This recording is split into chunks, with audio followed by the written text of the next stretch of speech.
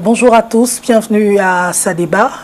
Merci encore de nous retrouver ce samedi. On va rester dans la jeunesse, on va rester dans ce mois de jeunesse comme nous avions commencé depuis quelques jours. Nous allons continuer à parler de la jeunesse. La semaine dernière, nous parlions de l'éducation de nos enfants, nous parlions de ces enfants qui martyrisent les autres. Nous parlions du rôle des parents dans la vie des enfants. Aujourd'hui, nous allons monter un cran au-dessus puisque nous allons parler d'un sujet très important. Nous allons parler des jeunes et des sectes. Donc, les jeunes, de plus en plus, se lancent à la conquête de l'argent facile. Comment est-ce qu'on arrive à ça ? Comment comprendre ce qui arrive à notre jeunesse? C'est déjà quoi des sectes? Les enfants qui sont prêts à tout pour réussir, pour arriver au sommet, qui ne veulent plus travailler, qui ne veulent plus se donner de la peine, qui se disent qu'en un clic, en un claquement de doigts, on a ce qu'on veut, on en parlera. Quelles sont les conséquences et puis quelles sont les raisons déjà qui peuvent pousser les jeunes? Est-ce que c'est même d'abord à justifier cela, et puis quelles sont les conséquences justement du fait qu'ils entrent dans des sectes pernicieuses? Comment est-ce qu'ils réussissent? Est-ce que c'est possible de s'en sortir lorsqu'on a fait des pactes, par exemple, pour avoir de l'argent, pour avoir la gloire, pour avoir le succès? Est-ce que c'est facile d'en sortir? On en parle tout le long de cette émission avec mes deux invités. Le démonologue Dr Chilo, bonjour, bienvenue. Bonjour Solange, c'est un réel plaisir de vous retrouver à cette dernière émission. Voilà, et puis la reine Douala, Nathalie Ekoué, qu'on ne présente plus. Bonjour et bienvenue. Bonjour Solange, bonjour tout le monde. Oui. Bonjour Dr Chilo. C'est vrai que d'emblée, quand on entend le thème, ça donne froid au dos quand même, hein, ma reine. Et on se rend compte aujourd'hui que beaucoup de jeunes sont prêts à tout pour avoir la gloire, pour avoir le succès et pour avoir de l'argent. Quelles sont les raisons qui peuvent même pousser quelqu'un à se lancer dans ce truc? Vous venez de les énumérer vous-même. L'appât du gain, la gloire. Oui, mais quelles sont les raisons derrière? C'est-à-dire, il veut la gloire, il veut ceci, cela, mais qu'est-ce qui peut le pousser, le motiver? Mais il est prêt à tout. C'est comme quelqu'un qui dit je veux devenir président. Il est prêt à tout. Il est prêt à mentir. Il est prêt à voler les élections. Il est prêt à tout. C'est pareil pour un jeune qui dit je veux la gloire. Je suis prête à tout pour la gloire, même s'il faut vendre ma maman, même s'il faut tuer ma soeur, je suis prête à tout pour y arriver. Même s'il faut que je ne fasse pas d'enfant, du moment où j'ai ce que je désire, je suis prête à tout. C'est tout simplement ça.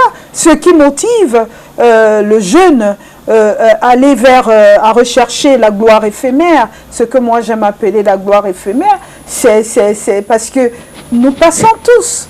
Mais c'est le présent qui les intéresse en fait, c'est ce buzz. Moi j'entends souvent les gens à la télé, j'ai toujours rêvé d'être star. Je ne sais pas c'est quoi être star. Je sais pas. Je ne sais pas être star. Qu'on me dise que j'ai toujours été artiste. Je suis née artiste, je comprendrais.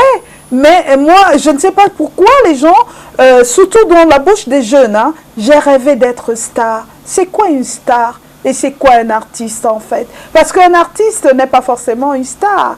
Un artiste, c'est celui qui vit en recluse, qui a une philosophie de vie, qui est marginal. Un artiste, c'est quelqu'un de spirituel. C'est quelqu'un qui est même dans la réserve, qui n'est pas dans le mondiste. Alors, quand j'entends les gens, les artistes dire « Moi, je veux être une star », on n'est plus dans l'art, on est dans l'ego, on est dans le monde. Et on sort du cadre de l'artiste à devenir ou à être ou à confirmer. Parce que pour moi, on est artiste. on ne devient pas artiste.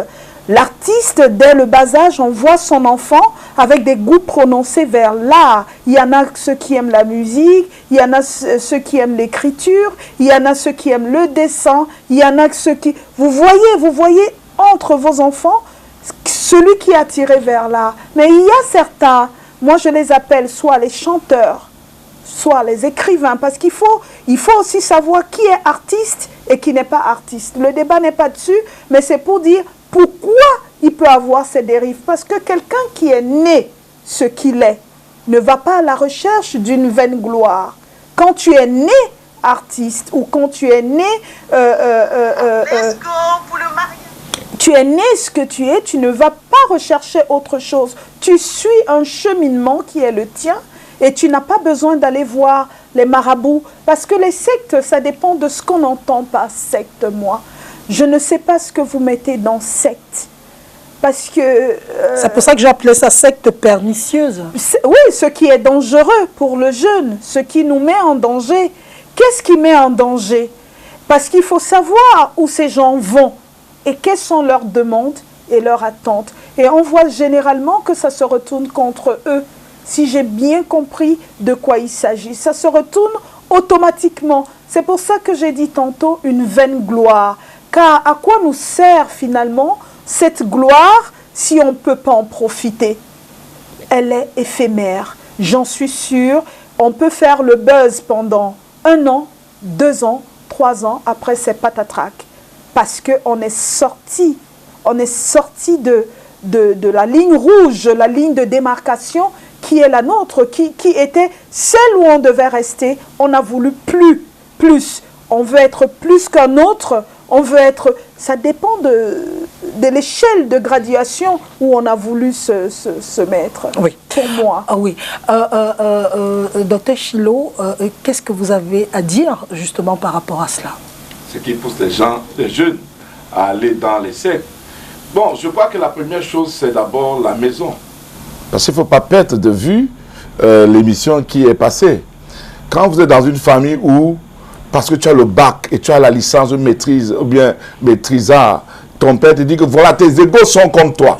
Tu fais quoi encore dans ma maison? Comparaison toujours. Voilà, quand vous mettez l'enfant mal à l'aise à la maison, tout le temps vous êtes en train de le rappeler qu'il n'est rien, que ses égaux sont en France. Surtout quand c'est une fille. Les gens de ton âge sont déjà en mariage, comme si le mariage était la conclusion d'une vie. Ça, c'est d'abord une première raison. La deuxième raison, comme la reine Douala venait de dire, c'est je veux dire, l'esprit d'ego. Vous avez même d'ailleurs dit, je veux paraître, je veux qu'on me connaisse. Je veux avoir un nom. Et je veux avoir un nom. On ne veut pas payer le prix qu'on pourrait payer pour être connu, Solange. Donc, on veut prendre des raccourcis. Ça nous amène dans des sectes. Maintenant, il y a aussi une grande campagne ésotérique aujourd'hui dans nos lycées et collèges et même universitaires. Ce n'est pas à moi de vous démontrer qu'aujourd'hui, il y a des enfants qui sont doctorants, mais ils n'arrivent pas à soutenir parce qu'on leur propose d'entrer dans telle loge ou bien dans telle autre loge. Et c'est pour ça que moi, souvent, c'est secte pernicieuse. Il faut dire, qu'est-ce qu'un secte? Secte, c'est juste un groupuscule d'hommes et de femmes qui ont adopté une doctrine qui n'épouse pas la doctrine générale. C'est ça. C'est qu'ils ont décidé, n'est-ce pas, aussi, de suivre un chemin ésotérique et satanique. Et qui pourrait, à la fin, comme la reine disait, amener les hommes à la perdition. Parce que le but, c'est quoi? Ce n'est pas d'être vu aujourd'hui et demain perdre son âme. Je sais pas. Mais aujourd'hui, on vit, Solange, une campagne atroce dans des lycées, collèges et même universitaires, où on veut recruter à tout prix des gens dans des secteurs pernicieux. Tu viens chez lui, tu seras ministre. Tu viens chez lui, tu seras multimillionnaire, multimilliardaire. Et il faut aussi dire que les sectes pernicieux ne sont pas seulement ce qui vient de l'autre côté, mais il y a aussi des sectes aussi chez nous en Afrique. Voilà des questions. Tu veux être comme l'autre. L'autre a acheté un immeuble. Tu ne sais pas à quel prix il a acheté cet immeuble, comment il a fait pour avoir l'immeuble. Toi, tu veux acheter l'immeuble aujourd'hui, et puis il y a ce qu'on appelle la convoitise. C'est pour ça que l'une des choses que Dieu futige dans la parole de Dieu, c'est la convoitise. Ça fait partie d'ailleurs des 10 commandements. Tu ne convoiteras pas Voilà. Oui. Parce que la convoitise de nos cœurs nous amène à ce qu'on ne devrait pas expérimenter. Et quelqu'un disait l'autre jour, je crois, c'est le prophète William Marion Graham qui dit, n'allez pas très très près de la frontière.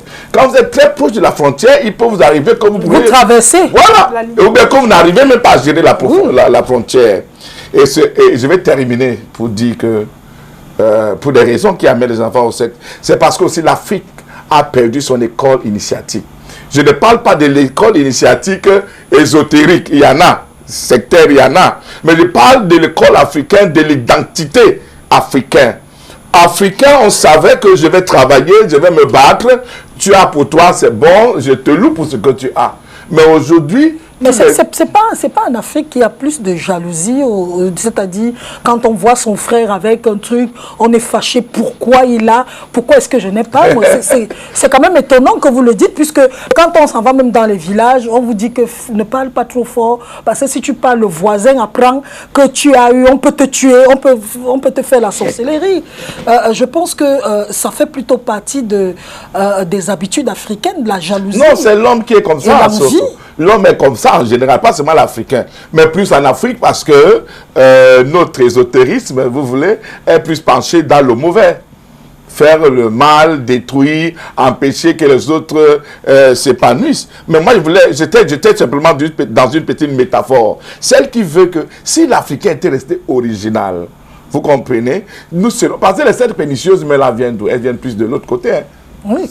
Mais les habitudes que nous on a dans les villages, ne c'est pas les sectes. Où quelqu'un vient, il construit sa maison, et quand il a déjà pris la route pour rentrer, faire un accident grave, parce que pourquoi est-ce qu'il est venu sortir une grosse maison au village? Pourquoi le fils de l'autre est... Pourquoi est-ce que... Oui. C'est le fond des Africains, malheureusement. Mais c'est pas les Blancs qui ont ramené ça, hein. Oui, mais vous savez que les sectes des Noirs ne sont pas plus grandes. Madame Solange, je vais te dire la vérité. Le réseau maçonnique est plus grand que le réseau sorcellerie en Afrique.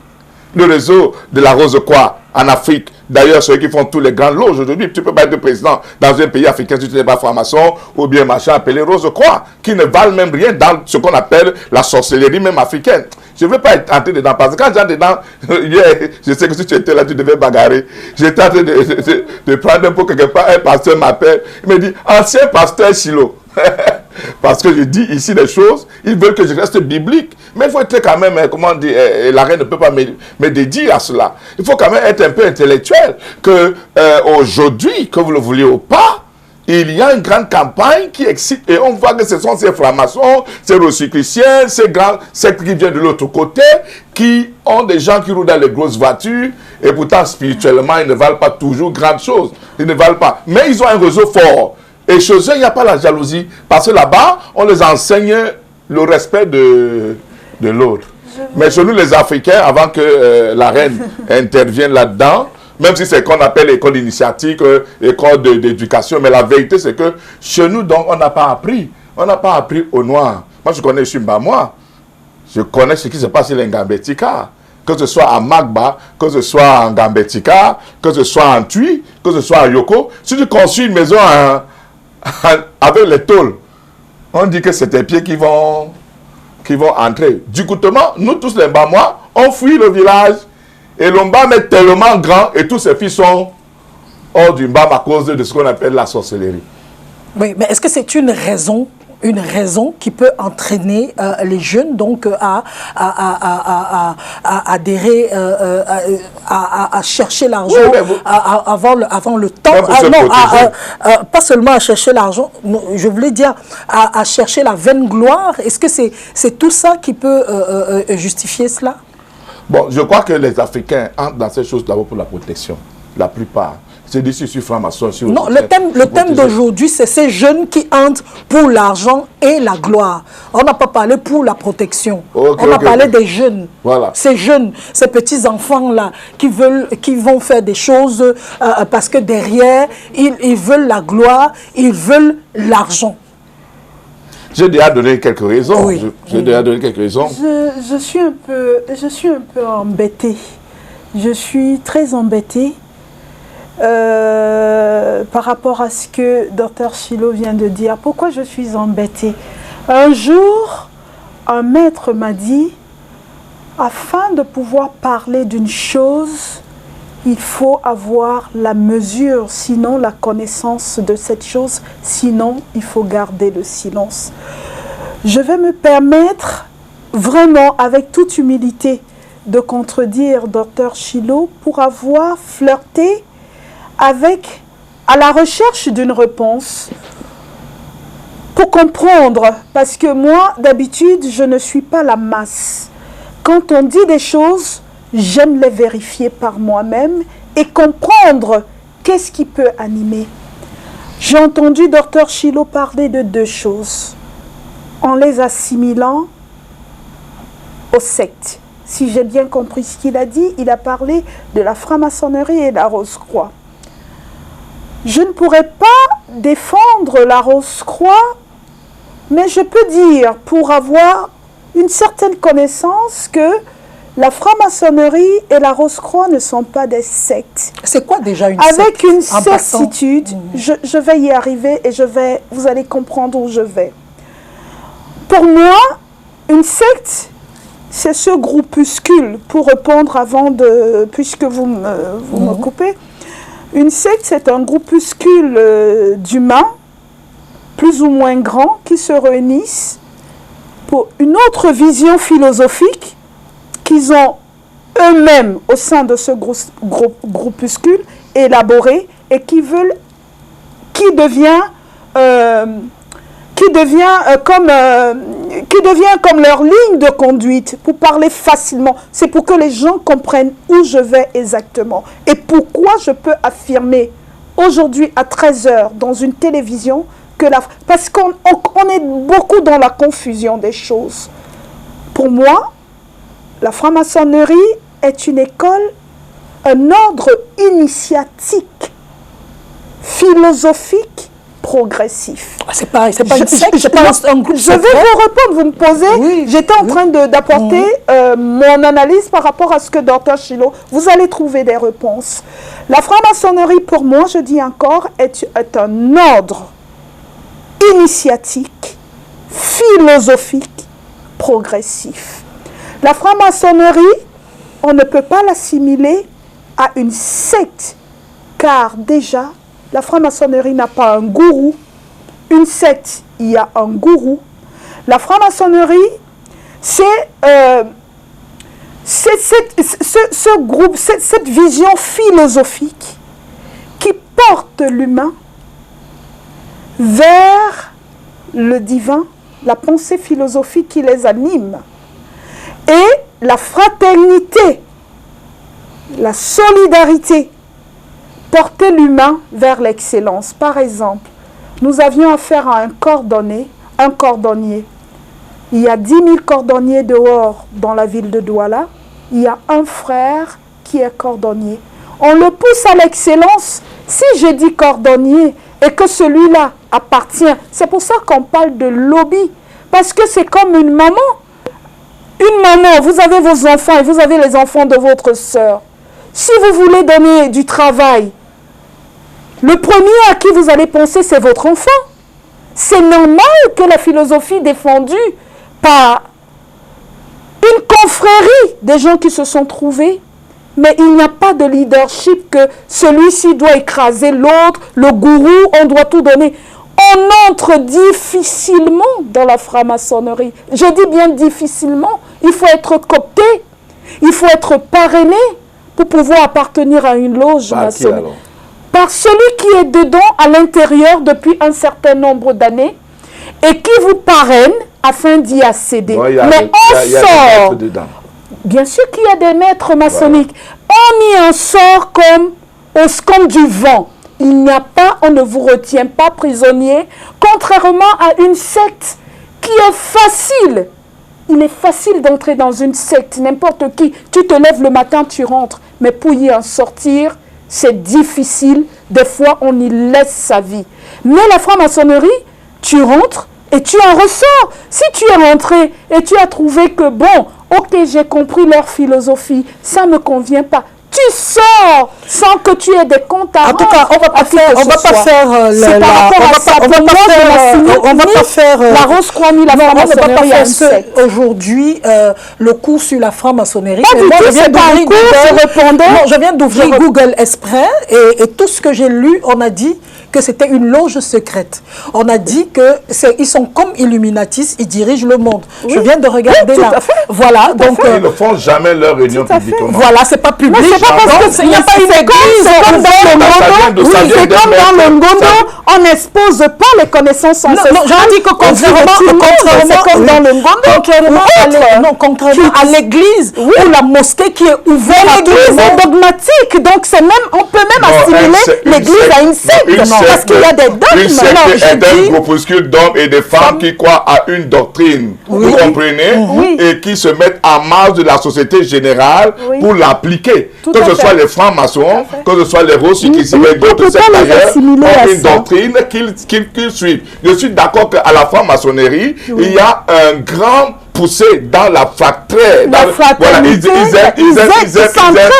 aiment ascenser les membres. D'ailleurs, c'est pourquoi pour devenir président, on doit te coopter pour que tu deviennes président au Cameroun. D'ailleurs, je connais un des jeunes qui depuis un temps a postulé comme président au Cameroun et un mois avant est d'abord devenu franc-maçon. Mais ce que je veux dire, ça vient d'où d'ailleurs? On connaît celui qui a créé. Non, mais on ne va pas rentrer là-dedans. On ne va pas dire que moi, je ne veux pas que mon Sadeba devienne le Sadeba de franc-maçon. Je parlais de secte. Même l'église est une secte.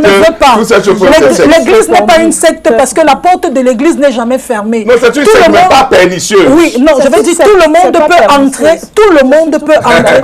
Non, secte vient de secret. Ça veut dire tout ce qui est secret, tout ce qui se fait en bac-bac.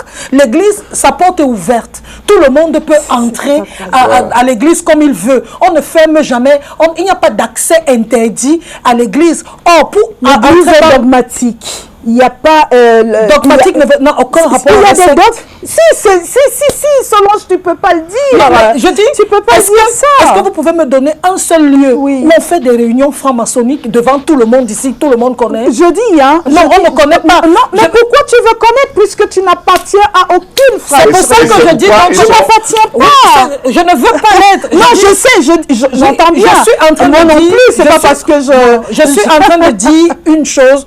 On ne peut pas dire aujourd'hui que l'église peut être comparable à l'autre parce que l'église a une porte qui est largement la franc-maçonnerie est adogmatique. Oui, non, quand mais on parle de si vous voulez mettre ça sur ce plan, je peux aussi le dire parce qu'il y a ce qu'on appelle le rituel du prêchant, du prêtre.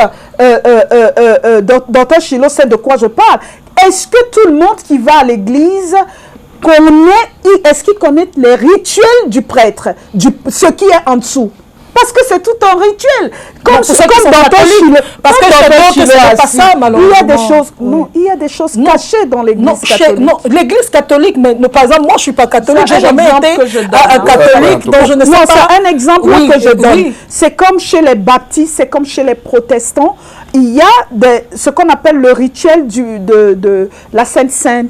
Il y a beaucoup de choses qui sont derrière, qui rentrent en ligne de compte que le prêtre, lui, il y a les gens qui vont à l'église, ils ne savent pas pourquoi ils sont à l'église. Ils ont la foi en Dieu, mais ils ne maîtrisent aucun rituel. Parce qu'ils n'ont jamais lu la Bible. C'est pour ça que c'est une interprétation. Non, la Bible dit c'est la faute de connaissance qui nous perd. Oui. Quand tu as la connaissance que tu ne peux qu'avoir, c'est la connaissance biblique.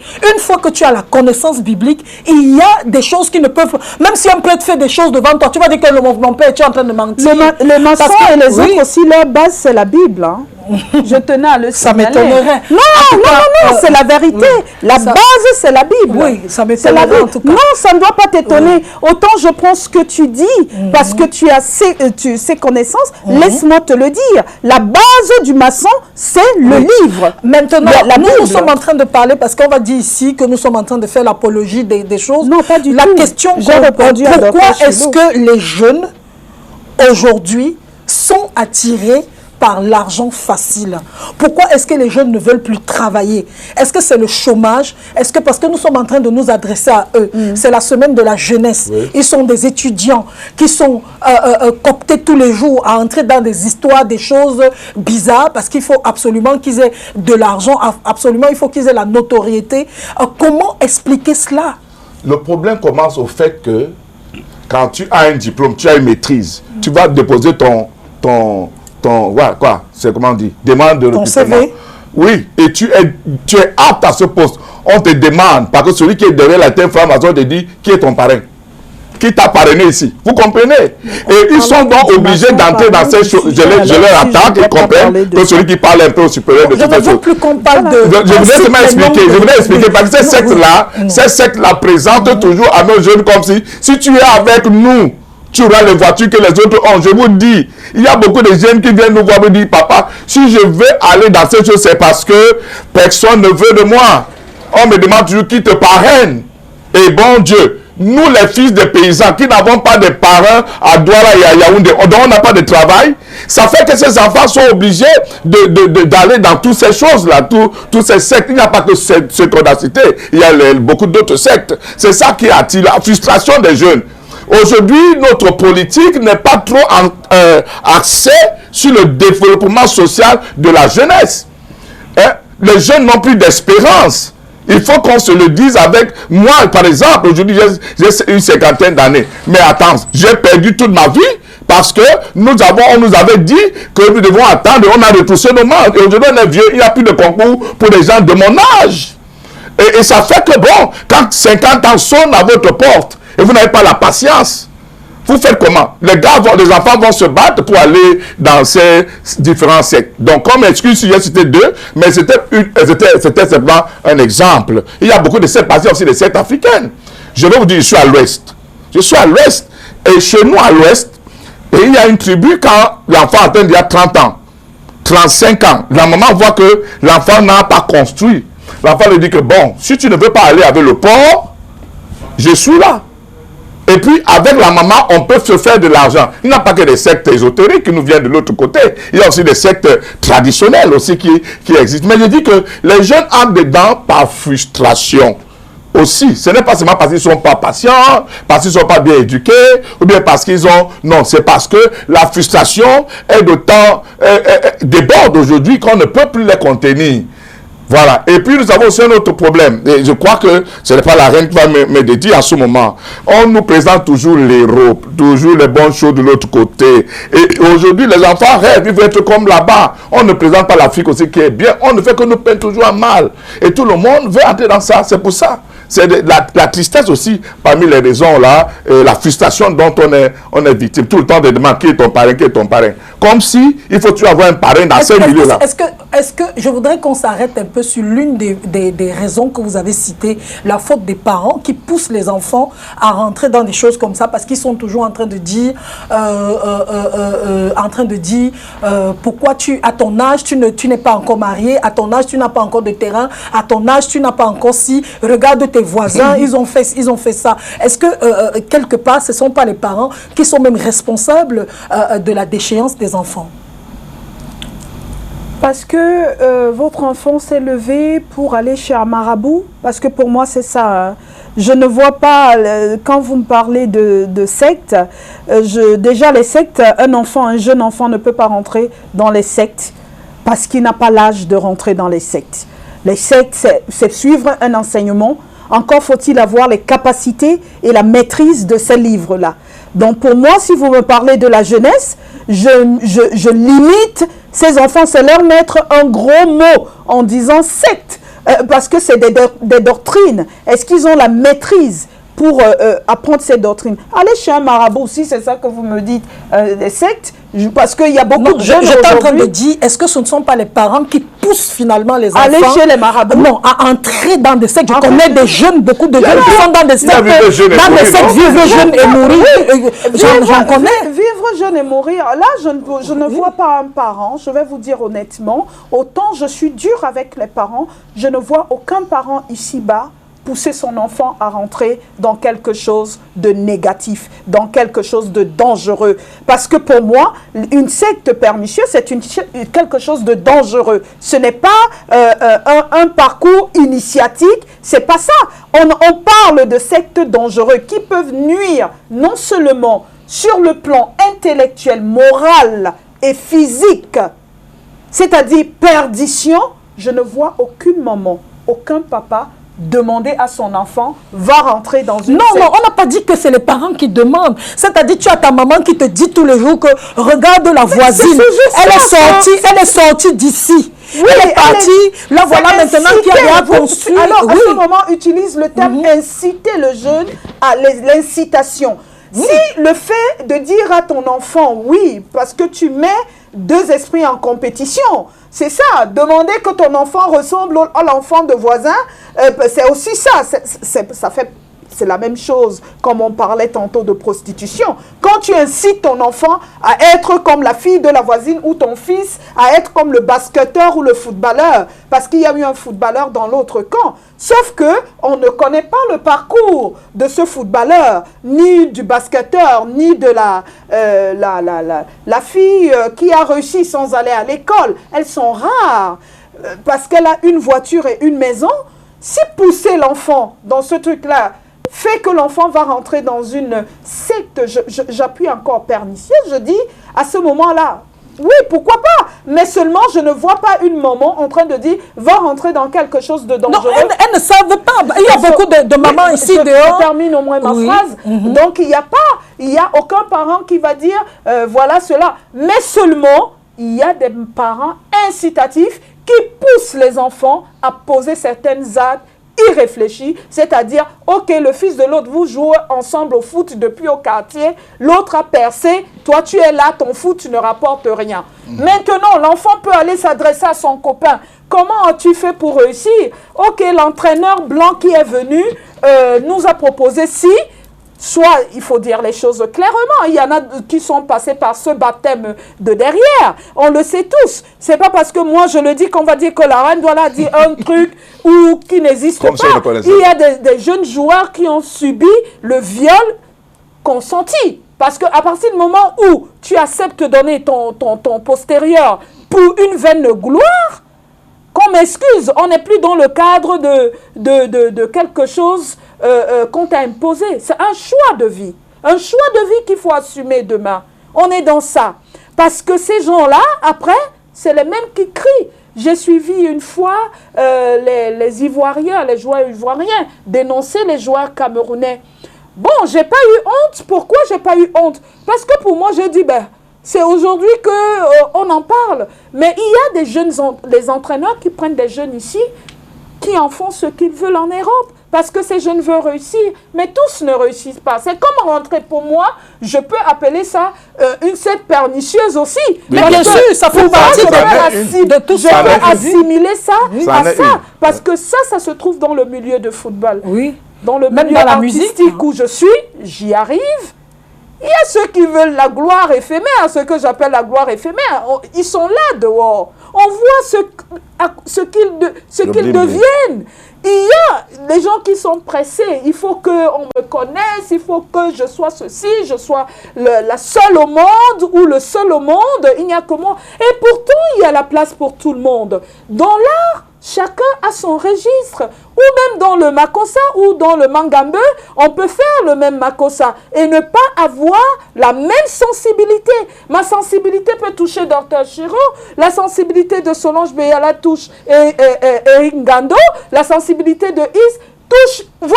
Mais sauf que nous, Africains, vous aviez commencé avec ça en amont, on est dans non seulement une méchanceté gratuite, on est méchant.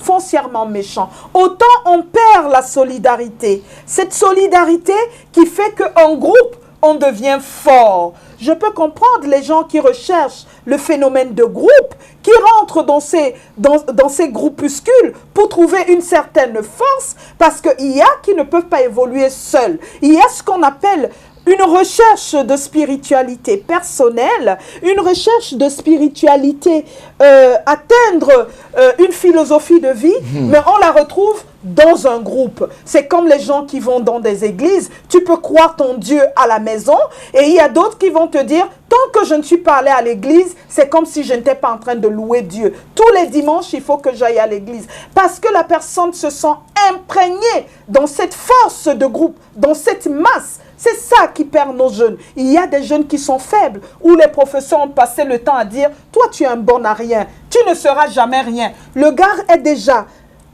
intellectuellement, psychologiquement abattu, il recherche la force, l'effet de groupe, l'effet de masse. On peut traîner votre enfant dans une chose où il n'a pas la maîtrise, mais parce qu'il suit un groupe. Mais maintenant, quel doit être, Dr Chilo, quel doit être le rôle des parents? Avant d'arriver déjà à ça, je voudrais juste rappeler que une fois ici, je pense que c'était en 2006 ou 2007, nous avons reçu ici à STV une dame qui vient en France et qui avait tourné un film, c'était même pas un film, des témoignages de ces filles qui quittaient ici au Cameroun pour aller chercher la vie en Europe, et elles arrivaient là-bas et elles faisaient des choses extraordinaires, d'autres qui couchaient avec les animaux, d'autres qui mangeaient les sels, etc. Et elles gagnaient beaucoup d'argent et elles envoyaient à leurs parents ici et leurs parents vivaient avec. Et il y a d'autres parents à qui on a dit ce que leurs enfants faisaient là-bas en Europe pour qu'ils soient bien. Ils ont dit non, on s'en fout. Nous, on s'en fout. Du moment où elle peut nous apporter à manger, c'est tout, c'est l'essentiel. Dans le témoignage de cette dame, elle avait même été menacée parce qu'elle avait ramené des images incroyables. C'est vrai que les filles étaient floutées, mais on voyait des filles noires qui faisaient des choses, je ne sais même pas le mot que je peux utiliser pour définir, pour qualifier. Maintenant, la grosse question est, comment est-ce que les parents doivent se comporter avec leurs enfants? Comment est-ce qu'on peut faire en sorte que son enfant ne soit pas attiré justement par ce type de choses? La première chose, c'est que nous devons nous rendre à l'évidence de ce que chacun a un chemin déjà tracé par Dieu. Et le temps de l'autre n'est pas mon temps, ou bien n'est pas le temps de mon enfant. Moi, je parle de mon fils. Mon fils s'appelle Guizo Senté, il a 27 ans, il est un bon musicien. Je suis pasteur, j'aurais aimé que mon fils devienne pasteur. Mais mon fils a choisi de la musique. Et il arrive dans un pays comme le Tchad. On lui dit, bon, ici, tu es seulement un pas de la France. Et ça, c'est un blanc qui le lui dit. Tu nous donnes seulement le derrière. Ton poste est... Voilà, et il dit, bon, est-ce que tu veux que j'appelle aussi mon père pour que... Et le blanc lui dit non, il ne peut pas, il ne va pas accepter. Et mon fils a refusé, il est revenu du Tchad au Cameroun, pauvre comme il est parti, mais je l'ai embrassé parce que c'est mon enfant, c'est mon fils. Je ne vais pas les citer à être comme les fils des autres parce que ce n'est pas le prix que les enfants des autres ont payé. Je crois que les parents devraient, quand il dit parents, je ne dis pas les parents biologiques seulement. C'est à ce niveau que je voudrais. Des parents, c'est-à-dire, toi le directeur général qui est là, ne demande plus à un enfant qui est digne de ce poste, qui est son parrain. Ne demande plus. Toi, le parent, à la maison, ne dis pas à ton fils, à ta fille, regarde comment la fille de l'autre apporte les... Parce que moi, j'ai un cas comme ça, et ce sont les Bafias. Il a envoyé ses 4 filles, d'autres en Arabie Saoudite, d'autres au Koweït. Et vous savez comment ces filles sont chosifiées là-bas. Elles doivent coucher avec les chiens. L'esclavage sexuel terrible. Oui, et puis, sauf 2 ont décidé de revenir à Bafia. Mais pour revenir, sont revenus. Et là, sans francs. Voilà. Mais d'autres sont... Mais ils étaient obligés de revenir. Oui, parce que... pour leur dignité. Voilà. Mais la maman n'était pas contente, mais le père a dit, mais tu es folle. Je suis content. Mais je vous ai dit. Oui, les parents étaient divisés parce que d'autres sont restés. Tu vois, il faut que les parents apprennent à accepter leurs enfants tels qu'ils sont. Voilà, ça c'est d'abord la première chose. Et puis je vais dire quelque chose en tant qu'Africain, ça n'a rien à voir avec le pastorat. Même si vous allez m'appeler ancien pasteur, parce que je dis les choses comme elles sont. Chez nous les Africains, comme je disais l'autre fois, on ne devient pas grand par hasard. Enlevons Jésus dans tout ce que je dis d'abord là. C'est-à-dire que quand tu voulais que tes enfants aillent un peu plus loin, les Bétis m'écoutent, Bétis Menanga, ils m'écoutent très bien, les Bantous m'écoutent, on prépare l'enfant dans le succès. Ce n'est pas l'école, ce n'est pas les diplômes qui font qu'un enfant réussisse. On le prépare. Ça veut dire que quoi? Bon, je ne sais pas si je dois appeler gourou, mais on appelle ça, chez nous les babes, on dit que tata a repris. C'est le père de... C'est pas repris, c'est pas comment on dit ça en français. Oh, vous comprenez, le chef de clan. Tout à fait. Il doit être capable de faire ce que les bafias appellent mechar. Tout le temps en train de bénir ses enfants. De laver ses enfants avec ce que nous appelons l'Isop Bafia. Dans tous les tribus, c'est l'Isop Bafia qui est le plus grand Isop au Cameroun. Donc, quand tu ne laves pas tes enfants, tu perds tout ton temps à dire que toi là, tu vas voir, tu seras même quelqu'un. Regarde l'enfant des autres. Tu es en train de maudire tes enfants. Avec ta langue. Mais pourquoi vous voulez qu'après, quand l'enfant sent que ça ne va pas, on lui dit que couche avec les chiens, et il couche. Couche avec le porc comme quelque part chez nous à l'ouest. Pour avoir les immeubles. Tu commences à te plaindre pourquoi? C'est parce que nous-mêmes, les parents, nous ne les permettons pas de se valoriser. Dit parent, c'est-à-dire le parent qui est là dehors. Parce que quand tu es directeur général, en plus tu as 24 ans de directeur général dans une société où il y a des gens, tu n'es pas le seul intellectuel, tu as 30 ans. Et puis un enfant qui vient d'avoir son master, tu lui demandes que toi, qui est derrière toi? Comme vous dites, qui te fait par derrière? C'est ce que ça veut dire au Cameroun, les enfants entendent ça. Oui, c'est vrai. Moi, on connaît les sectes qui a perdu carrément sa place parce qu'on lui avait demandé, il a dit, je ne vendrai pas mon âme au diable. Il est rentré au quartier. Et puis je veux aussi dire quelque chose qui va peut-être pas plaire à l'église. Il y a aussi des églises qui sont devenues des sectes. Il faut qu'on les dise ici. Qui sont devenus. Parlez dit que le pasteur est devenu le gourou. Ça veut dire, quand tu arrives dans cette église-là, on te sépare de ta mère. Mais c'est non devenu. Donc c'est de secte. Oui, c'est comme toute société qui commence bien, mais qui peut devenir. C'est de ça que je parlais tout à l'heure. Et puis nous devons d'être ouverts. Quand tu es devenu, tu es. Votre émission est une émission de décryptage. Oui. Et ce que les gens ne comprennent pas là-bas dehors. Et je crois que vous aussi, qui vous devez beaucoup me dédouaner, parce que quand je parle comme ça, les gens disent qu'il est devenu sectaire. La vérité, c'est quoi? C'est que vraiment... Vous dites qu'il y a des églises également qui sont devenues comme ça. Parce que quand tu es là-bas, on te sépare de ta mère. Oui. On dit que ta mère est sorcière. Ton mari n'est pas ton mari. Parce que ton mari n'est pas plus à l'église, il est devenu diable. Vous voyez? Le prêtre, le pasteur devient le gourou. Il faut que la société ecclésiastique soit un peu repensée. Le fait que quelqu'un est venu dans ton église et que l'autre n'est pas venu ne veut pas dire que la responsabilité familiale que j'avais sur ma femme doit s'arrêter, ou bien que ma femme avait sur moi doit s'arrêter. Et c'est comme ça que la femme ne couche plus avec son mari parce que son mari est païen.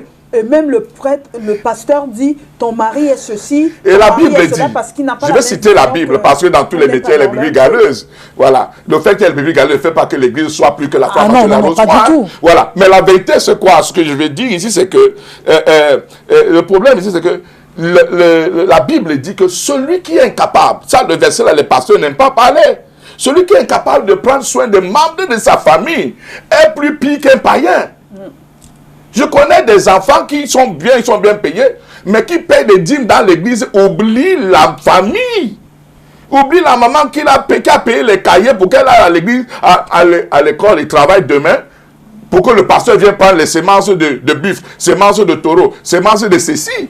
Donc, il faut que... Il y a même d'autres églises qui exigent que le premier mois de l'année, on donne tout son salaire, on appelle ça les prémices. Et j'en viendrai pour dire que si j'avais mon mot à dire dans le déroulement et l'administration du territoire, ces églises importées chez nous devaient être contrôlées dans l'exportation financière. Il y a des églises ici qui brassent des milliards de francs CFA. Et ça se retrouve au Nigeria. Oui. Je vais le dire comme ça. Oui. Et le Cameroun ne prélève ni impôt. Je parle comme ça parce que ça me fait mal. Et allez voir comment nos soeurs et nos frères, ils donnent d'abord des millions pendant que les frères ont des petits cellules de 30 personnes et personne ne veut les aider à devenir. Donc voilà ce qui vraiment qui énerve et qui fait que quand quelqu'un a essayé l'église, ça n'a pas donné. Il va là ailleurs. Voilà, il dit bon. Il va dire que mieux, je pars. Là, on me dit de soulever la culotte. Oui, parce que il y a, je lisais dernièrement une interview, je ne sais pas si cette interview a été réalisée ou pas, ou elle était vraie, mais en tout cas, on reprenait une parole de Jay-Z qui disait justement, moi je décidais de rentrer dans les Illuminatis parce que votre Jésus, dit-il, répond après des années. Or, chez nous, là, quand tu demandes, tu as ça là à l'instant, justement pour dire que parfois, on est déçu de l'autre côté parce qu'on est vraiment allé avec tout son cœur pour suivre Dieu. Et puis arrivé, on a été déçu par le comportement des hommes et finalement, on se retrouve vers un chemin qui n'est pas le bon. Et c'est justement à ce moment que je parle ici aussi de la responsabilité des parents. Oui, Marie. la responsabilité des parents. Je m'appuie toujours sur l'âge de l'enfant qui va aller rechercher ses enseignements ou rentrer dans ses sectes. Quand on a un enfant qui est majeur, la majorité au Cameroun, je pense, c'est 21 ans. À 21 ans, un enfant qui est dans l'envie, c'est-à-dire le gros cœur. Ils sont nombreux. Un enfant qui envie ses amis qui sont à 21 ans, peut-être des footballeurs, des musiciens de renom ou autres, j'en sais trop rien. Le cœur de l'enfant, j'ai entendu tantôt dire, on accouche l'enfant, on n'accouche pas son cœur. Mais quand vous aviez un enfant envieux, vous savez qu'il est envieux. Quand vous savez votre enfant qui déjà à la maison ne se contente pas de ce que vous lui donnez, c'est un enfant qui rentre dans un secte pour arriver, c'est un enfant qui refuse le chemin divin, ce chemin divin où on dit, Dieu, chaque chose arrive à son temps, chacun a son heure et son moment de gloire. Il y a des gens qui sont pressés, ils veulent tout de suite maintenant que Dieu agisse. Mais tu ne peux pas rester chez toi et dire que, ok, j'ai foi en Dieu, Seigneur, demain il faut que ma vie change. Et le Seigneur va te changer la vie. Il y a tout un travail que nous-mêmes, personnellement, nous devions faire avant d'arriver et on met notre foi divine en disant que le Seigneur bénisse les œuvres, c'est-à-dire notre démarche personnelle, pour pouvoir atteindre cette excellence. Mais il y a des gens qui ne sont pas dans ça. Ok, j'ai vu mon ami conduire la voiture, il me faut la même voiture. On est dans l'envie, on est prêt à tout pour avoir cette voiture. J'ai déjà entendu des conversations, quelqu'un qui te dit, je suis prêt à tout pour arriver, je suis prête à tout. Même si on me demande n'importe quoi, je suis prête à tout pour y arriver. Voilà pourquoi vous avez des dessins comme ces jeunes femmes qui vont en Europe, qui oublient le chemin de l'école. Quand elles alignent une phrase, le là, le lu, le ceci, c'est à perdre la tête. Ils refusent le chemin de l'école parce que c'est tortueux pour eux. C'est trop long les études. Je perds mon temps en classe. Mais demain, il me faudra des millions. Quand je vais conduire la voiture, j'ouvrirai la porte. Peu importe le français que je vais aligner, je ne serai pas une personne pauvre. Il y a des richesses qui pêchent. J'aime le dire. Oui, mais est-ce que ces filles-là, aujourd'hui aussi, parce qu'elles ont réussi sans aller à l'école, oui, avec un français bancal, etc., oui. Aujourd'hui, c'est des filles qui sont des vecteurs, quand je dis, elles sont même à la tête, c'est des influenceuses, on peut appeler ça. Elles réussissent à influencer la jeunesse. Parce que le corps, il rentre en ligne de compte. Vous n'aviez pas encore compris que le sexe, c'est quelque chose de vendeur sur Terre. Quand vous aviez comme fonds de commerce le sexe, vous faites l'apologie du sexe dans les médias où vous vous mettez nu, vous mettez les seins dehors, les ceci, et vous parlez de comment un homme et une femme doivent fusionner et que des milliers de gens vous suivent. Et pourtant, ils savent comment on fusionne. Et vous donnent cette vaine gloire. Vous vous dites que vous êtes dans le vrai. Les gens aiment des insolites. Les gens aiment tout ce qui a rapport avec le buzz. Les gens aiment les femmes qui montrent les fesses. Elle va se filmer. Regardez bien les vidéos qui passent. Ça peut faire au moins 100 millions de vues en moins de 5 minutes. Les hommes sont devenus des grands voyeurs. Quand je dis les hommes, femmes et hommes, hein, avec grand H, les hommes sont devenus des voyeurs. Nous sommes dans une société de voyeurs. Avec ces jeunes-là, ces enfants? Ces jeunes sont également dans ça. Regardez le téléphone, ce que ça fait. Chaque événement qui passe, demande-moi, tu vas compter 1, 2, 3 secondes, ils ont déjà le téléphone à la main pour filmer. Pourquoi? Parce que c'est des grands voyeurs. C'est des grands voyeurs. La société en a fait des voyeurs. On ne va pas... tout ce qu'on prône ici, on décrit les choses. Mais ce sont déjà des choses installées. Maintenant, la philosophie que tu abordes ou que tu te dis, moi je refuse que ça gouverne ma vie.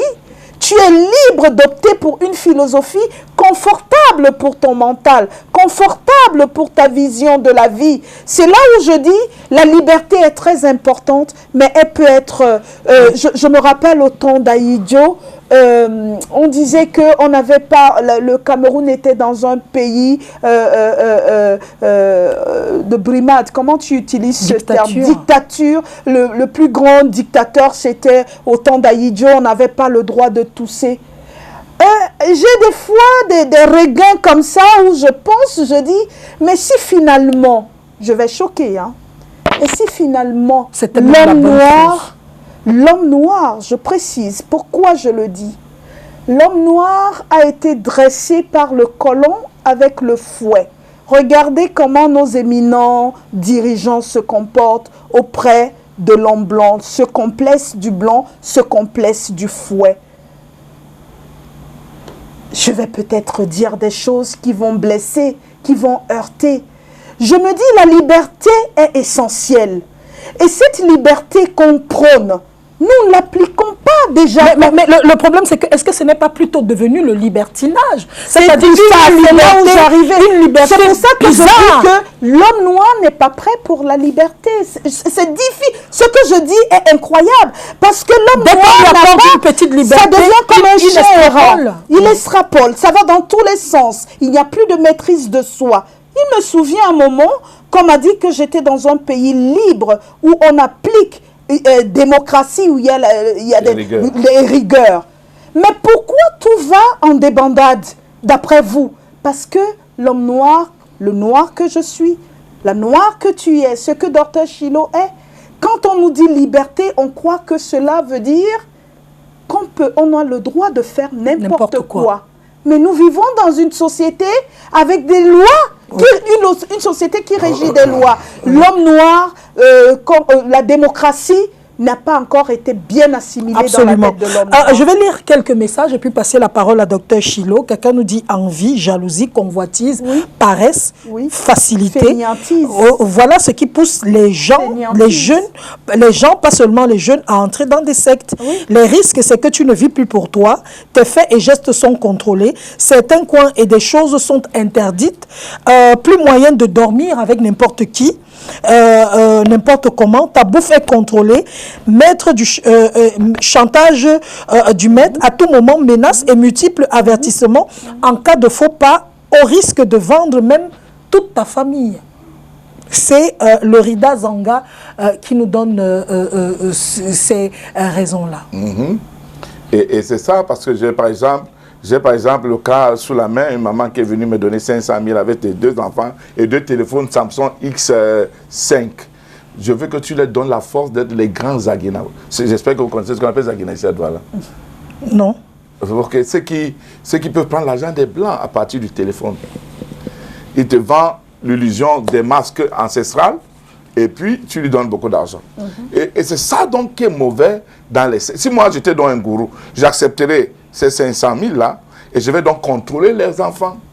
Je vais faire des rituels qui permettent qu'on puisse vendre tous ces produits là, qui sont faux d'ailleurs, et l'argent va arriver, il n'y a pas de problème.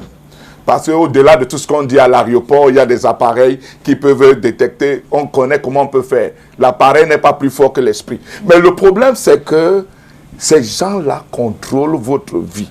Vous n'avez plus la liberté. C'est pour ça que je suis contre les sectes. Vous n'avez plus la liberté.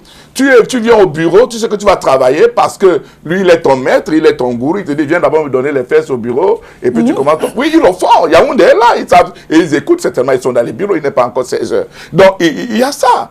Un monsieur qui est obligé de manger les sels. Oui. Il suffit à craquer comme ça pour dire, mais comment? Ça fait 1 an. Chaque semaine, on doit manger les sels à table avec le père parce qu'il doit garder le poste de je sais pas de quel directeur au PCA, de quoi. Oui, et elle joue, elle a craqué, elle est partie dire ça dans une radio. Et ça fait des problèmes.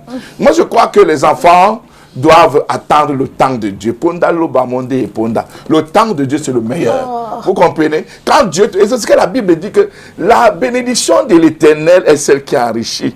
Et elle n'est précédée d'aucun chagrin. Maintenant, les gens doivent aussi cesser de croire que Dieu est le machin. Dieu est le boy. Dieu, fais-moi ça. Il fait. Dieu n'est pas un interrupteur. Il prend son temps. Il doit regarder, est-ce que ce que je vais te donner peut être pour ton bien ou pour ta mal. Voilà.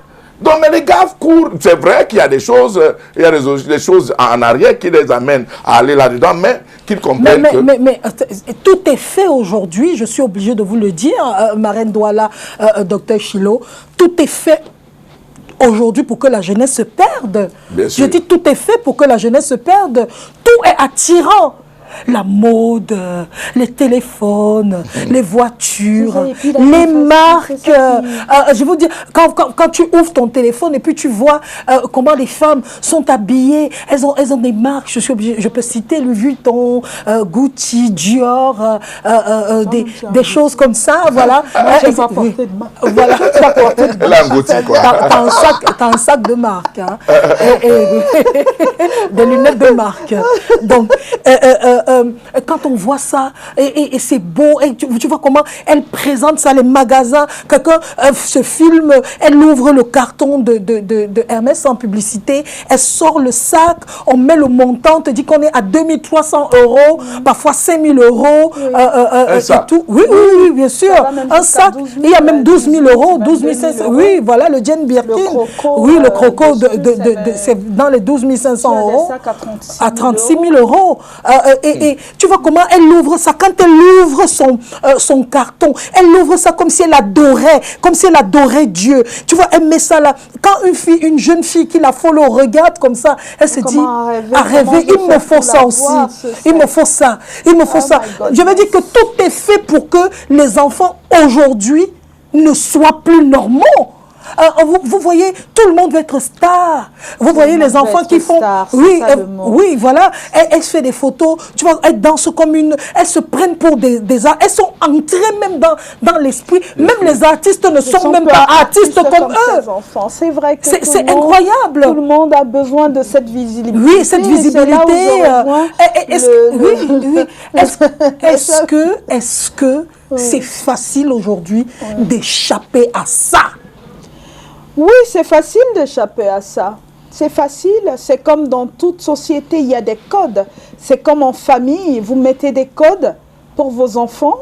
Il y a des enfants qui ne succombent pas à ce genre de choses. Ce n'est pas tous les enfants qui rentrent dans des sectes, Dr Chilo. C'est pas tous les enfants qui sont attirés. C'est pas tous les enfants qui sont attirés. C'est pas tous les enfants qui ont... Il y a des enfants qui font à l'école. La majeure, il ne faut pas... On est en train de décrier, de parler des enfants qui rentrent dans les sectes, mais vous avez des enfants qui suivent leur cursus normal, qui vont à l'université avec d'autres enfants et pas en Louis Vuitton ou autres, mais qui sont les premiers en classe. Excuse-moi, qui sont la focus pour les études. Il faut aussi les saluer, mais comme l'accent est sur ceux qui rentrent dans les sectes, la facilité avec laquelle la jeune fille ou le jeune homme peut arriver, c'est ça qui apporte ce phénomène de postérieur à donner, et la jeune fille qui est prête à tout pour arriver avec soit le colon, soit même avec un papa plus âgé. Oui, c'est devenu un mot doux aujourd'hui, quelqu'un qui va, oh, j'ai la main qui gratte. Peut-être, on a dit que c'est des sous, vivement que j'ai un peu d'argent, je suis un peu à la ramasse. Donc, je disais, ces phénomènes qui sont la connotation même de l'envie, la connotation même de ce qui peut prendre l'esprit de l'enfant. On a parlé de télévision et des téléphones portables. Des réseaux sociaux. Des réseaux sociaux. Comment pouvez-vous avoir une femme d'un certain âge qui se met, qui est donc influenceur et qui parle à la jeunesse sous le terme de vêtements? La vie est tellement superficielle. Quand je regarde ça sur les réseaux sociaux, tout est superficiel. Et ces enfants-là, ce sont ces enfants qui se disent « Ok, alors je suis fan, je suis fan de cette personne. » Donc ça veut dire que je dois suivre le chemin que cette personne a fait. Ok, elle est allée en Europe, elle a trouvé un blanc. Combien de blancs pour qu'elle arrive à avoir une maison, des voitures, qu'elle revienne au Cameroun montrer les Ferrari, les immeubles construits. Oui, il y en a qui montrent des photos avec des Ferrari. Hein. Je dis, ben mon Dieu, c'est bien. Sauf que, mes enfants, vous qui m'écoutez, la Ferrari n'entrera pas dans la tombe, ni l'immeuble. C'est-à-dire, l'idéal serait que la plus belle des richesses puisse être celle que vous prenez à l'école. Il y a aussi des enfants qui sont doués. Hein. Ce n'est pas forcément l'école qui fait d'un enfant la réussite d'un enfant. Il faut qu'on soit d'accord. Il y a des enfants qui sont doués d'un art. Ou alors les footballeurs là, qui n'ont pas fait d'école, qui comme ça dans le tard ont appris à parler français, à s'exprimer, ou en leur langue maternelle, tout ce que vous voulez. Mais le problème, c'est qu'il y en a qui vont aussi à l'école et à la fin, qui vont finalement vendre parce qu'il faut absolument arriver, parce qu'ils ont mis la dimension, c'est-à-dire la limite, la barre de la réussite pour eux n'est pas ce qu'ils ont reçu. C'est pas ce qu'ils ont reçu. Vous croyez qu'ils ont beaucoup, mais eux, ils veulent dépasser.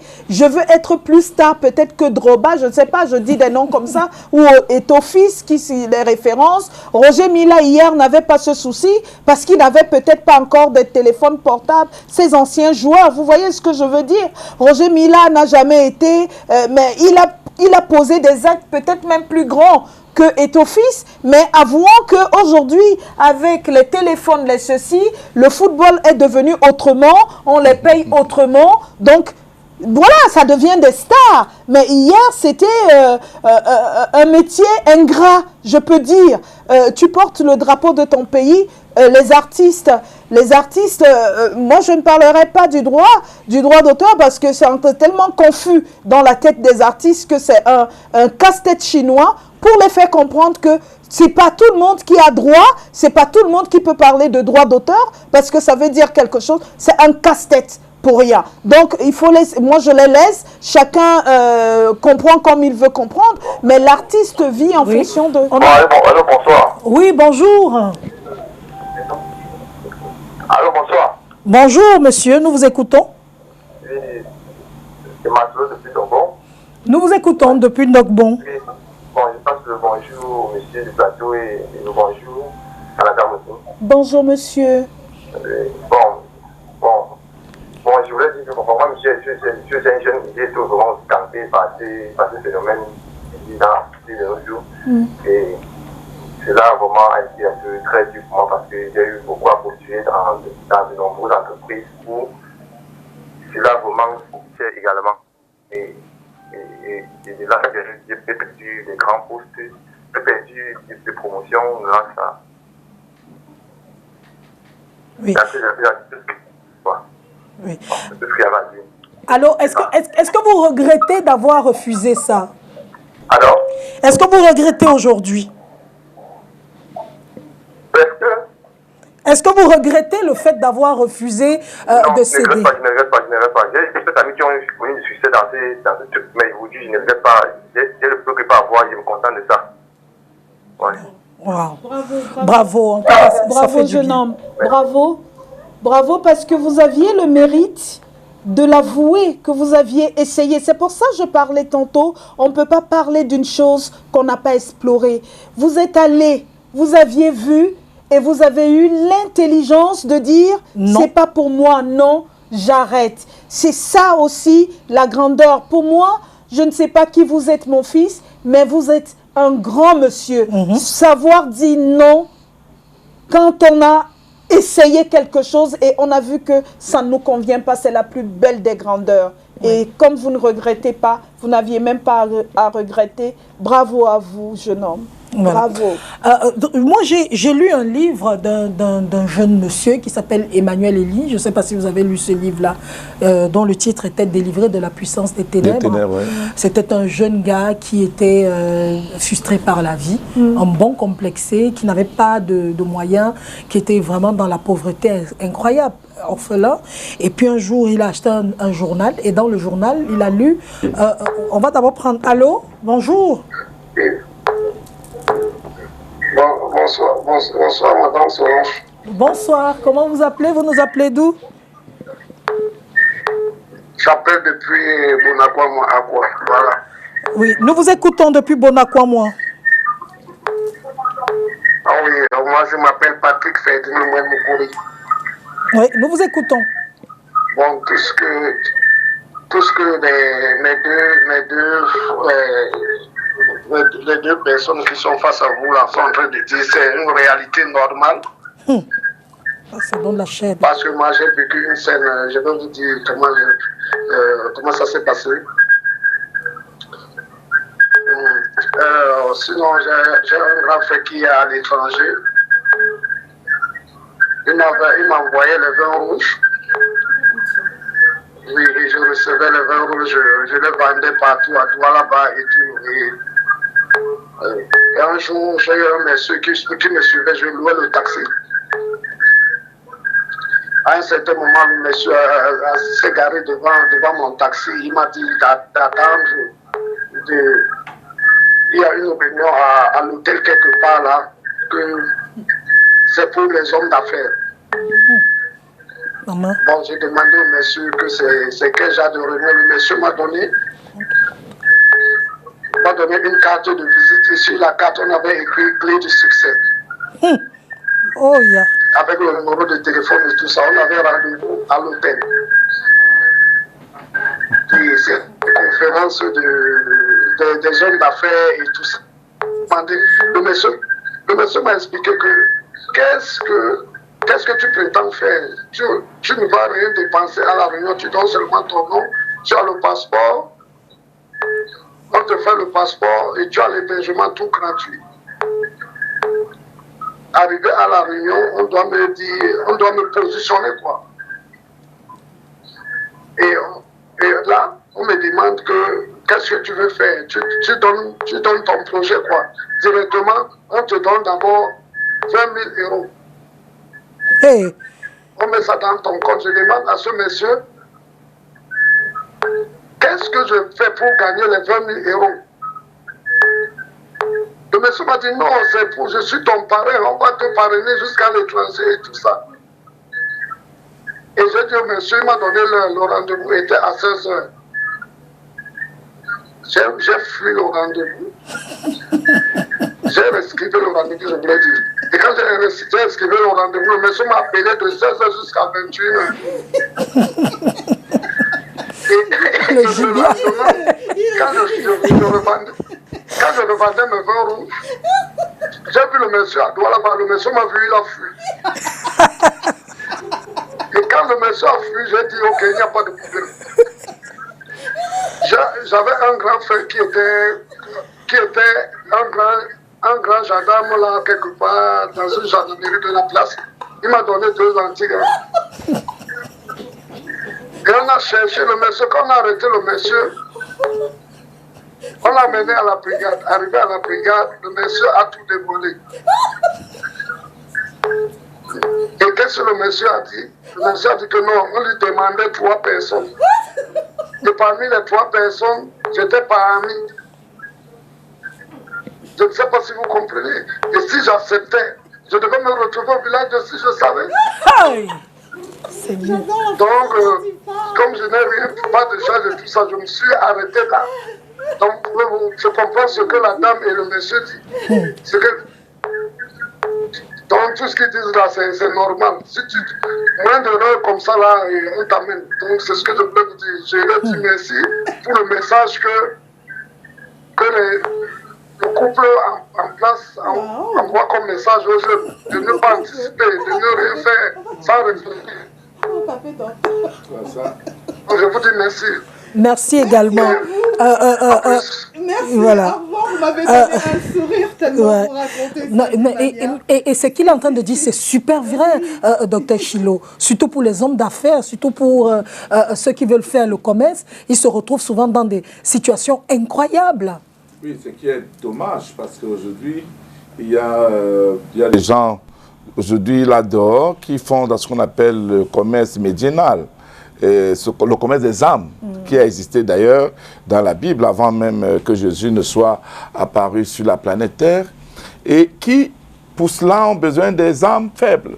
Ils ont besoin des âmes faibles, ils vont vous flatter, comme on voulait flatter cet homme-là, pour dire, OK, on va mettre des milliards, bien des 20, 40 millions dans votre compte. Et l'enfant qui est ambitieux, qui a de la convoitise, ne va même pas demander au détriment de quoi, au bénéfice de quoi. Il accepte seulement. Voilà. Et quand ils vont là-bas, ils sont plutôt leur transmetteurs, parce que c'est ça en fait. Quand on vous amène dans ce commerce médiénal, c'est que, bon, c'est un genre de femme-là, mais c'est une femme-là qui est de plus en plus modernisée. C'est comme le cas qui nous a été présenté il y a peut-être 7 mois de cela. Il fallait aller récupérer la fille à Limbe. Elle est morte à Bipanda, ici à Douala, mais on l'a retrouvée à Limbe en train de servir dans un hôtel. Oui, et quand on attrape le monsieur dit, bon, si vous forcez, elle va donc mourir pour de bon, vous ne la verrez plus. Et on me l'a vendue à 23 millions. Alors, il fallait négocier. On a trouvé de l'argent après 1 mois, et puis elle a dit, OK, vous rentrez, vous allez récupérer la fille après le pont. Et bon, comme j'étais celui qui conduisait le groupe, on allait récupérer la fille. Parce que si c'était n'importe qui allait la récupérer, elle ne serait plus capable de parler. On devait lui prendre la voix, elle devait être comme télé. Donc, il faut que les gens fassent très attention. Et je dis aux parents, à la société, nous qui avons dépassé une cinquantaine, exhortons nos jeunes d'accepter la souffrance s'il faut souffrir. Parce que demain, ton beignet que tu as eu à la sueur de ton front, il n'y a pas, il n'y aura pas d'effet secondaire après. C'est ton beignet. Quand tu construis sur ton terrain, après l'avoir poussé, peut-être pour 2 ou 3, 6 ans, ou même 12 ans, et tu construis ta maison, tu es fier que de te donner un argent que tu ne connais pas. Hein? Et c'est pourquoi même tout ce qu'on appelle frater aujourd'hui est devenu des gens qui masturbent les cerveaux des jeunes. Parce qu'ils se disent qu'en allant vers ceux-là, qui sont des anciens dans ces confréries fraternes-là, ils vont leur donner une couverture, n'est-ce pas, qui va les permettre de devenir comme eux. Pourtant, quelquefois, ces gens-là sont plutôt des comment on appelle ça, des cobayes. Oui, quelquefois des combats et pour monter. Justement, il y a Cécile Davis qui dit que grâce à la prière, j'affronte la vie et je prends ce que Dieu me donne. Je t'assure, Tata Solange, c'est très grave. Vous parlez même petit, leur méthode maintenant, c'est de côtoyer même le passant. Oui, parce que Dr Chilo l'a dit en amont, la recherche des âmes faibles. Parce que ces gens-là, ils savent voir, hein, Solange. Pourquoi ils ne viennent pas vers moi ou vers toi? Parce qu'il faut que quelqu'un vienne me proposer. Allô? Mais bien sûr. Allô, bonjour.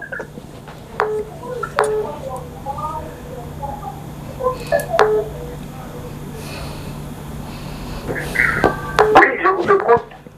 Non, c'est nous qui vous écoutons, monsieur. C'est vous qui nous appelez. Bonjour. Allô? Bonjour, allez-y, nous vous écoutons. Oui. Je vous appelle depuis Nangué-Boukoula. Je suis en train de suivre votre émission là. Oui, nous vous écoutons. Je voudrais contribuer. Allez-y. Je dirais ceci. Les jeunes qui laissent que les gens conduisent leur vie, les gens qui tombent dans ce genre de piège. Je voudrais prendre un exemple. Moi, j'ai fréquenté, je travaille. Je ne suis pas pasteur, on ne m'a jamais demandé ça. Je suis entré dans l'église et j'ai eu les valeurs de l'église. Ce n'est pas mon père qui me les a apprises. Moi-même, je suis entré dans l'église et j'ai appris et j'ai commencé à méditer la parole de Dieu elle-même et j'ai fait de Dieu mon guide. J'ai fait de Dieu mon guide et j'ai eu un emploi, j'ai une femme, les enfants. J'ai presque tout ce que les autres ont. Lorsque tu laisses que quelqu'un vienne te dire, tu peux avoir ceci par ici, c'est là que tu tombes dans ce piège. Moi, je ne tombe pas dans cet état actuellement où je suis là. Personne n'est jamais venu me dire quoi que ce soit. Parce que dès que tu commences, je t'arrête parce que moi, je suis belliqueux d'abord. Il est belliqueux. Tu commences, Ils ne peuvent pas donc s'attaquer. Où veux-tu m'amener? Je sais que le ciel se meurt, c'est le Seigneur. C'est tout. Et j'attends le moment. Les jeunes sont pressés. Regardez les jeunes disent qu'ils n'ont pas d'emploi. Quand on le prend partout, là, les 25 000, regardez ce qu'ils font. Ils ne font que boire le vin à longueur de journée. Ce n'est pas l'emploi qu'ils veulent. C'est le vin et les femmes qui veulent. Ce n'est pas l'emploi. C'est pour ça qu'il faut être véritablement à l'église. On parle de gourous à l'église. Cela, je voudrais te dire, vous acceptez des gourous parce que vous ne méditez pas vous-même. Vous-même. Quand tu médites la parole de Dieu et tu fais du Seigneur, la vérité. Véritablement, celui que toi, tu dois suivre, tu n'as plus besoin de tout ça. Aujourd'hui même, je travaille, j'ai un bon emploi et je suis aussi pasteur. Oui. Et je conduis tous les jeunes à suivre ce chemin. C'était ma contribution. Ah, merci beaucoup depuis Nanga et Boko. C'est quand même loin, en tout cas. Et voilà, Eboulé Moïse qui dit les jeunes aujourd'hui considèrent l'argent, le matériel, au-dessus de l'être humain, ce qui les pousse à être prêts à tout pour réussir au mépris des risques terribles qu'ils feront face. Aucune somme d'argent ou matériel ne vaut en réalité le dernier petit doigt de notre main. Et dernièrement, donc, il y a eu les fameux crimes rituels qui ont eu lieu du côté de Mimbomana Yaoundé. C'était une période où on tuait tous les jours. Vous saviez qui était derrière ça, le jour où on a arrêté? C'était des jeunes. C'était des jeunes. Ce n'était pas des vieux. Dernièrement, on a arrêté aussi quelqu'un, je ne sais plus, à l'ouest, avec les ossements humains pleins comme ça, là. C'est incroyable. Mais c'est pour ça que je vous pose la question, est-ce que c'est possible d'échapper à tout ce que le monde nous donne aujourd'hui? Aujourd'hui, il me faut le dernier iPhone tel, il me faut le dernier Samsung tel. Je veux dire qu'il y a une convoite, il y a tout pour que les gens deviennent des convoiteurs. Tout le monde n'est pas comme ça, tout le monde n'a pas un gros cœur. Tout le monde n'est pas dans cette démarche. Vous entendez des témoignages des gens qui appellent. Il y a des gens qui savent se contenter de ce qu'ils ont. La jeune dame qui a écrit, qui a envoyé le message, elle est dans sa prière, elle accepte ce que Dieu lui a donné. Quand on a un gros cœur, ça ne peut que créer ce genre de phénomène. Tous nos enfants ne sont pas dans ces démarches. Les jeunes sont la proie facile parce qu'ils sont manipulables. Ces gens ne s'attaquent pas aux gens qui ont de la personnalité. On vous dit qu'ils regardent même en route. En fonction de votre posture, votre démarche, ils savent que ça peut être le piment qui pique là. Je ne peux pas m'approcher, ça va tomber sur moi. Ils savent aussi voir un faible. Ils savent aussi reconnaître un faible et dire voilà un faible vers qui on va s'attaquer. Donc voilà. Donc moi je me dis, à un moment donné, il faut que les gens se disent que les enfants sont des proies faciles pour ces gens-là. Voilà.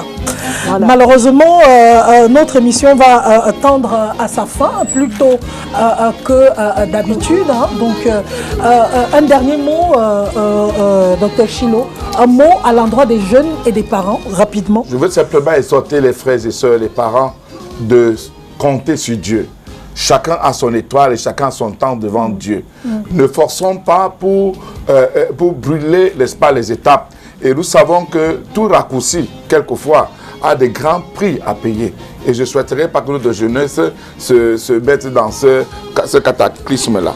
Donc, croyez en Dieu, croyez à ce que Dieu peut faire pour vous, parce que si Dieu est pour toi, qui sera contre toi? Donne ta vie à Dieu et suis son chemin et tu ne seras pas déçu. Marraine, un dernier mot. La foi en Dieu, la foi en soi. Ayez foi en vous, croyez en vous. Et les philosophies de masse, je ne suis pas trop fan. La vraie philosophie, c'est celle qu'on cultive au fond de soi. Et contentons-nous de ce qu'on a. Et il y a la place pour tout le monde ici-bas. Il y a la place pour tout le monde. Arrêtons les jalousies, vous les jeunes. Arrêtez des envier vos amis, les envies. Il a ceci. Contentez-vous de ce que papa et maman vous donnent. Voilà. Merci beaucoup. Les parents devraient aussi être très regardants et puis cultiver dans l'esprit des enfants vraiment beaucoup de sagesse et beaucoup de connaissances. Leur apprendre la crainte de l'Éternel, c'est très important. On se retrouve la semaine prochaine. Nous continuerons toujours à parler aux jeunes. Tout le mois de février sera consacré uniquement à la jeunesse de notre pays. Portez-vous bien et surtout, bon week-end.